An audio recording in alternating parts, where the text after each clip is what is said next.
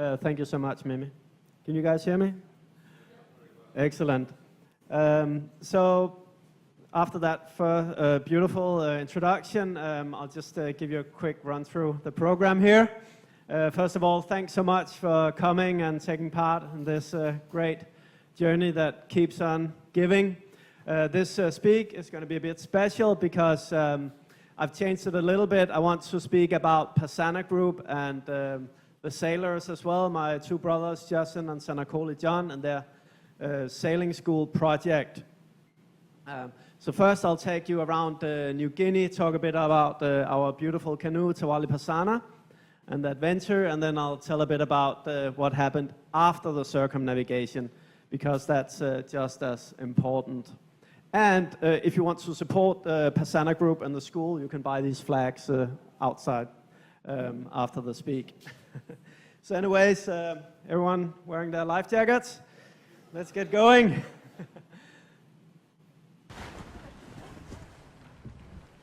So this is the first day of the expedition where we're raising the sail, and as you can tell, it already cracked.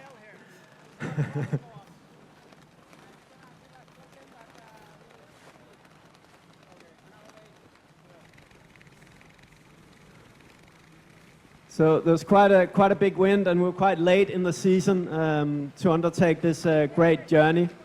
Here you can see how the canoe is actually turned or shunting, and that's by actually reversing positions. So you can see that's the rudder going there. Yeah, or the steer, the yabi yabi as they call it.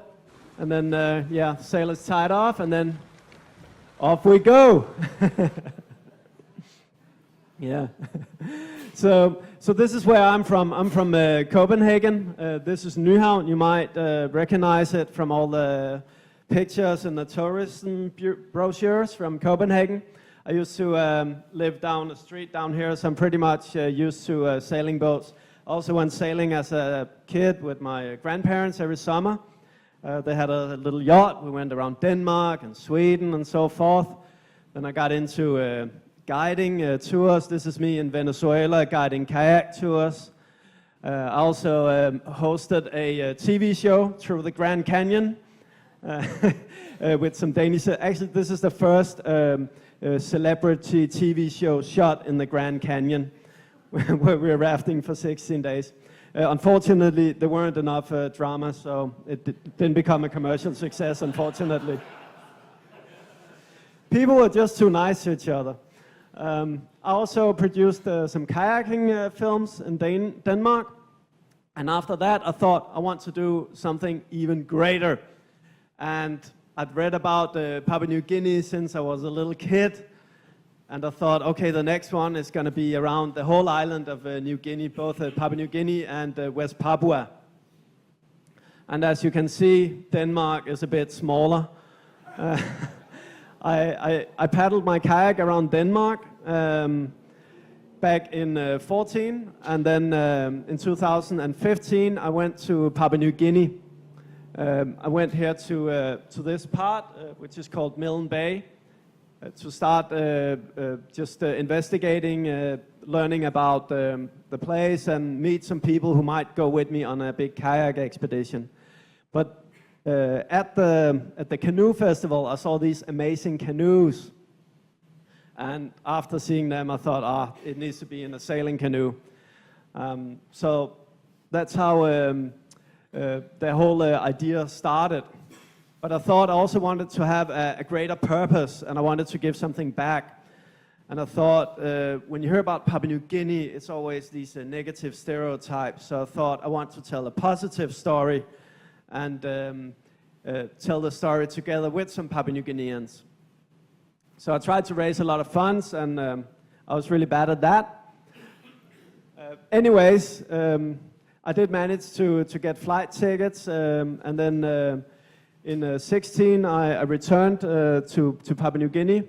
I'll just show you a bit about the sailing culture and the big canoe festival they have there. It's called the National Canoe and Kunde Festival, where I really fell in love with these canoes.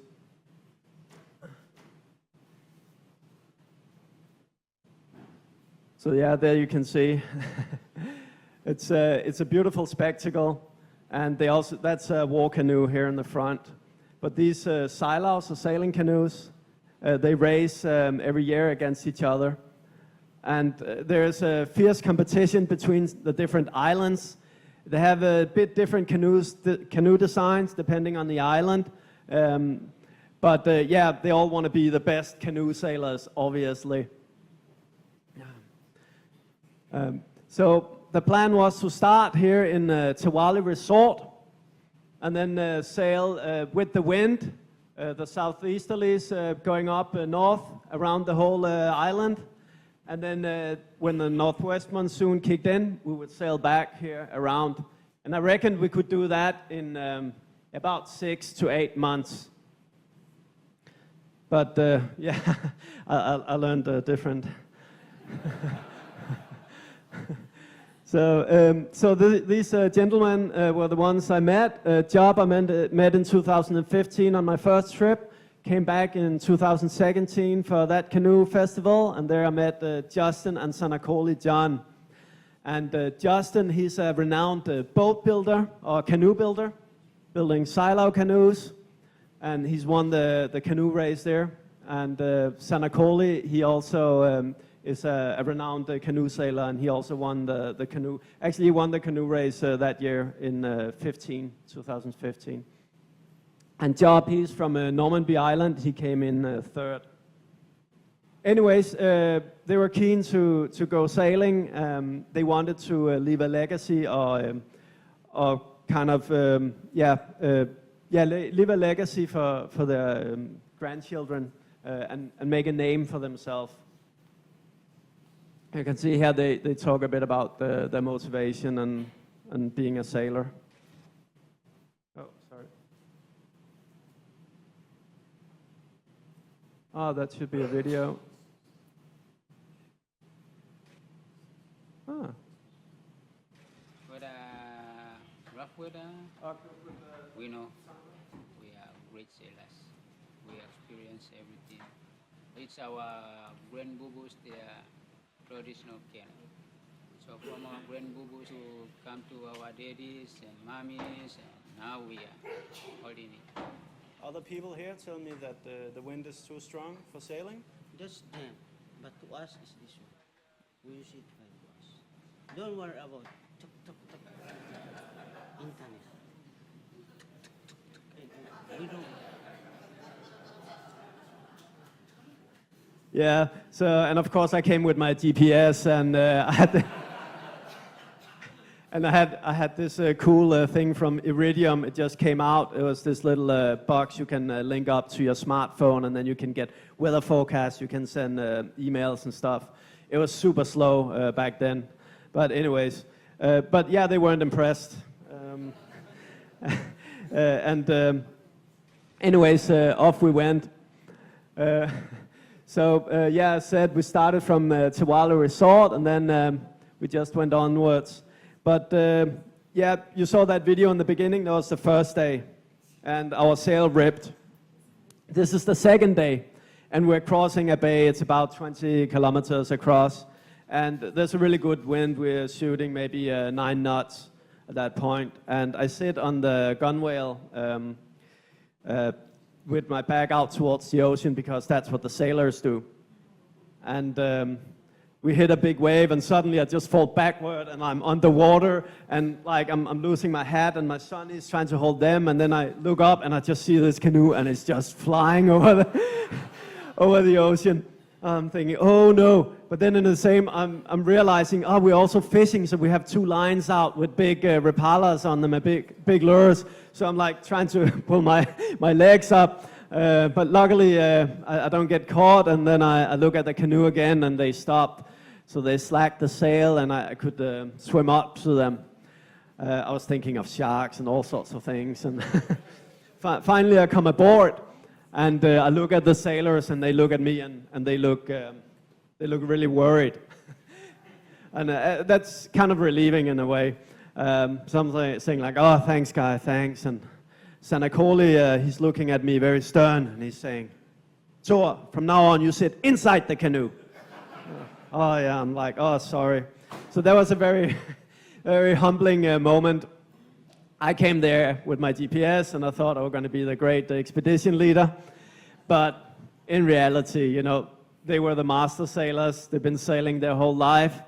And this was really challenging conditions. It was late in the season. So yeah, I just had to shut up and sit down and learn and listen. But yeah, life on the canoe was great. We would sail every day in the evening. We would go in, and yeah, here we are fishing.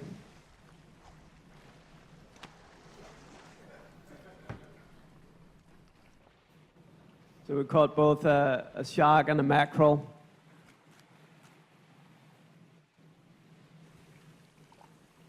And that's a little wooden stove we have there. So if the weather wasn't too bad, we could actually cook on board and keep sailing. It was the greatest lifestyle because, yeah, you're out on the ocean and you eat when you want to, and yeah, it was just this amazing sense of freedom, really. Oh, yeah, I'll talk a bit about the canoes here.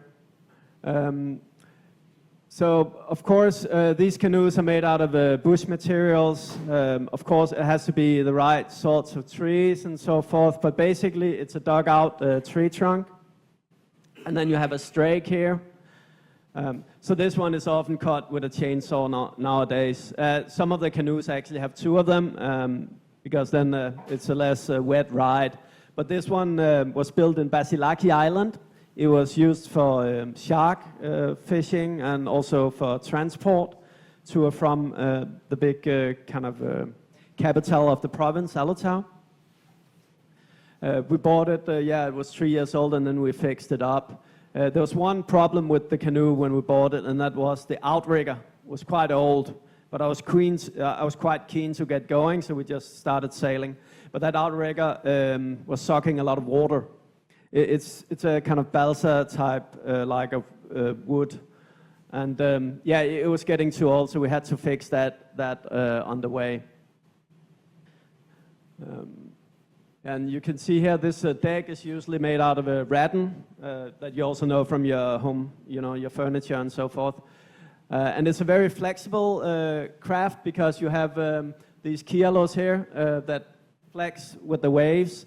Ideally, when you are running like in 7, 8 knots, the outrigger will start lifting out of the water, and it makes a very fast vessel. Our top speed was 16 knots.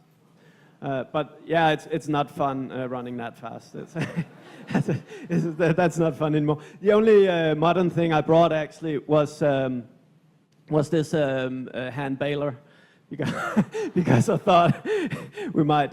But else, normally you would have a seashell, or we used a plastic construction helmet to bail the canoe because you had water coming in all the time. And if you want to see those drawings, I sell posters out there, and also you can see them in the book that I made. So, but yeah, as I said, we needed a new outrigger. So we stopped in this Bukava village, and the villagers, they said, we know the right sort of tree, and they took us into the bush. So I'll show you that.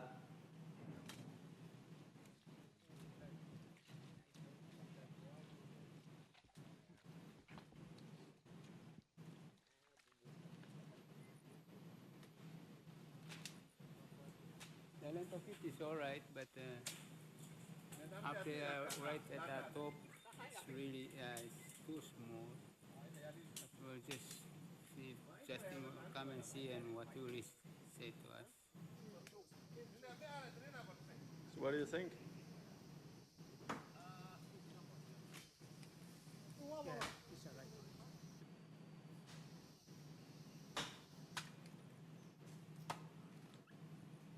And the beautiful thing about that was, like, it was the whole village came and helped. All the men came and helped.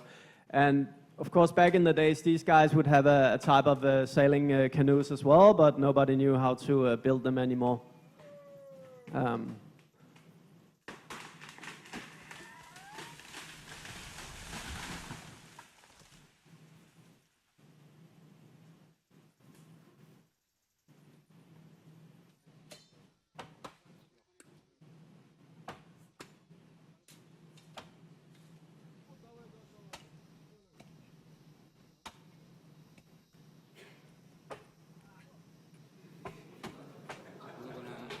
the outside one out, the hard one, and we will be getting only the inside one, the soft and light.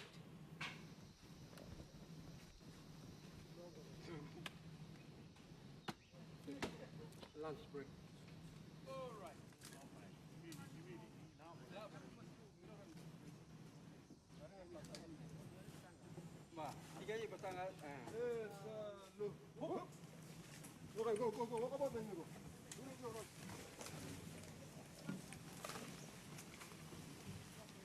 So it's about 1 kilometer out to the coast, so it was a bit of a job getting it through the jungle.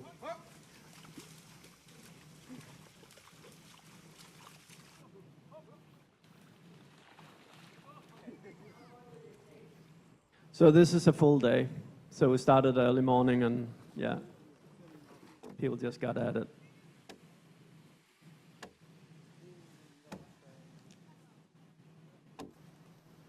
So what do you think, Justin? Is it finished now or? Yeah, finished now. Yeah, and then we're ready to set sail again.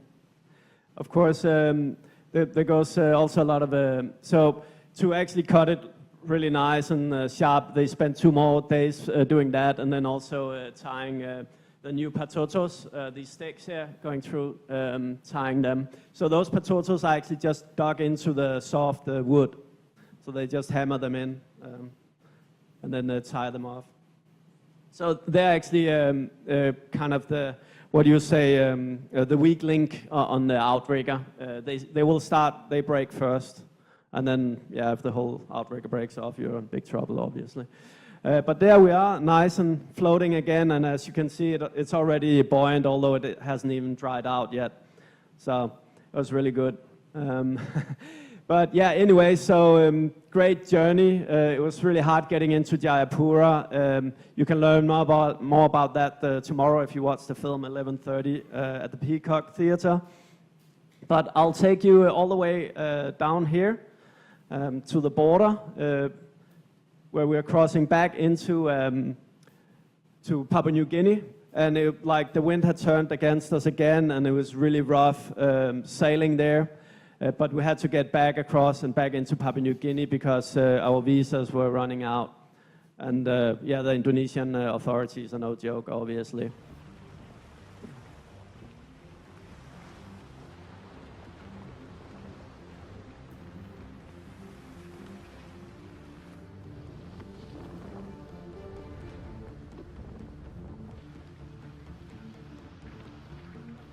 That's about 9 months into the expedition.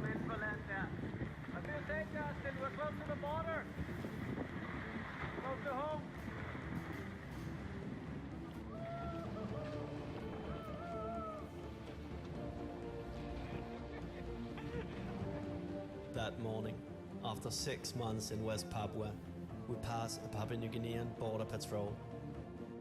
We're back in Papua New Guinean waters.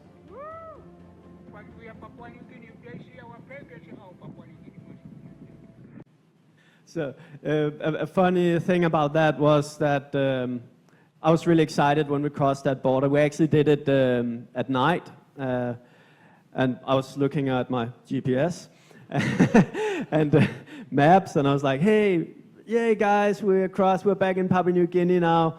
And they were like, they didn't really say anything. It didn't really impress them. And I was a bit disappointed about that actually. I was like, hey, this is great, guys. So, but next morning, when we saw that, border police there, they were like, oh, that's our one-talks, our friends. We're back in Papua New Guinea, finally. So that's a funny little example of our different kind of relations to place and perception of place. Anyways, we made it all the way to Port Moresby here. And from there, we only had 1 month left to make it back to Milne Bay, where we started to complete the circumnavigation. So we stopped in Port Moresby, and it was really great with a break, and we got to stay in a real hotel that was sponsored for us, and yeah, it was amazing. And there we also had a school come visit to see the canoe. And Justin and Sanakoli, explained about the canoe and the journey as they had done in all these villages we'd gone into along the way. And it was kind of dawning on us that, okay, these kids are really interested in this tradition of canoe sailing, which has died out in most parts of the island. So that was a great revelation for us, and I think that was the seed that was planted there for canoe school. So we made it all the way back to the finish line in Tawali Resort, and we were, of course, super happy. And we've been sailing for 13 months and 21 days at that point. You can see us here. We're happy little piglets, just couldn't get our hands down. But after that, then we thought, so what? What are we going to do? I made the book Saltwater and Spear Tips, and that came out back in 19. And then we made the film here that premiered in 23. So that was a great way to get the story out about the circumnavigation and telling this positive story about Papua New Guinea. And as you can tell, you can watch that film tomorrow. It's the long version, so it's really worth a watch. But what about the sailors? So during COVID, there was big trouble everywhere, but also in Papua New Guinea, because the fuel prices went up. And that meant that all these sailing dinghies become really expensive to sail. So Jensen and Tawali, they realized, we need to help our fellow countrymen, and especially young people, teach them to fend for themselves, because we can't rely on these modern means of transport. So they reached out to me and say, hey, Thor, we want to do a canoe school. We want to teach young kids to build. I was like, I'll help you out. I'll help you out. I think what's so powerful about the canoe school that they call Pasana Group was that it's their idea. It's not some white guy. I wanted them to get into tourism, and they did a few tourism jobs after the circumnavigation. But this was like them seeing a need. So I was like, I'll help you guys. So we made this little promo video to raise some funds for them, and this was back in 2021. Hello, my name is Sanakoli John. I'm a canoe sailor from North Island, Malin Bay Province, Papua New Guinea.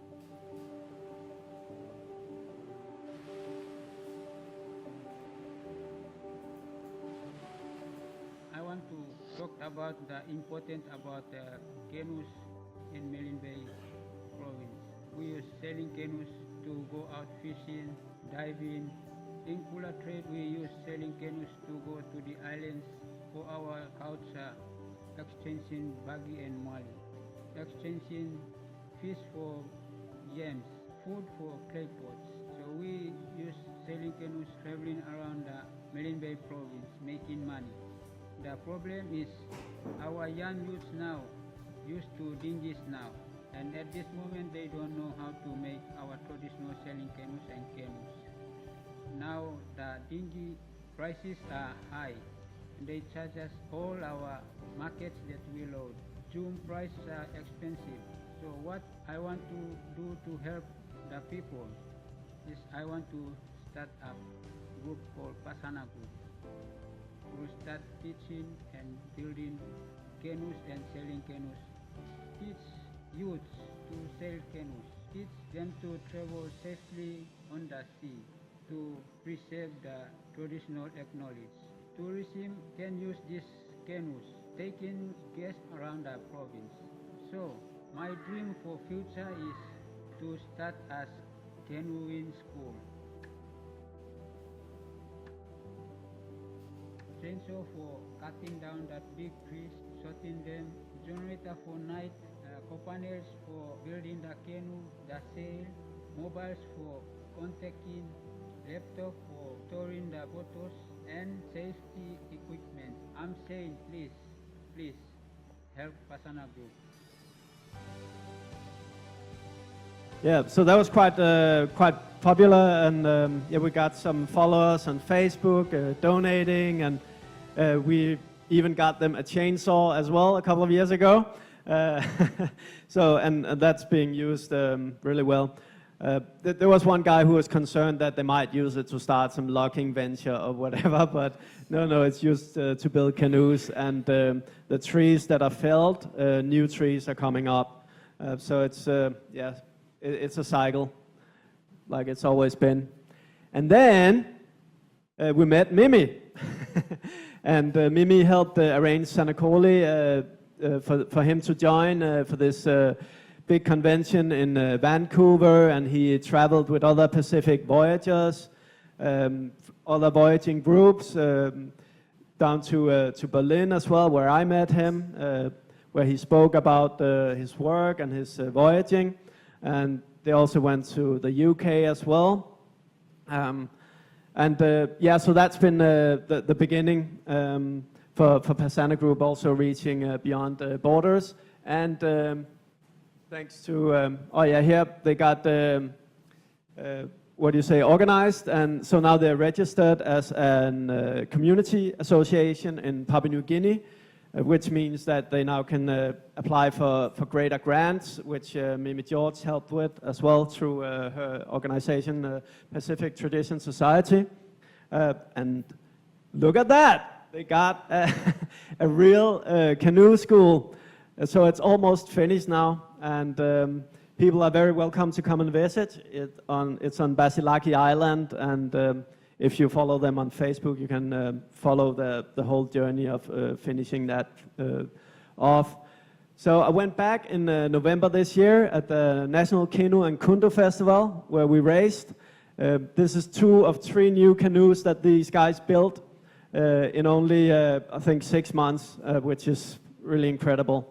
They built 3 canoes in 6 months. That really shows that the whole community are excited about this Pasana Group project and want to do more. And this is the best show on earth. This is a great festival as well. Thanks so much for having me.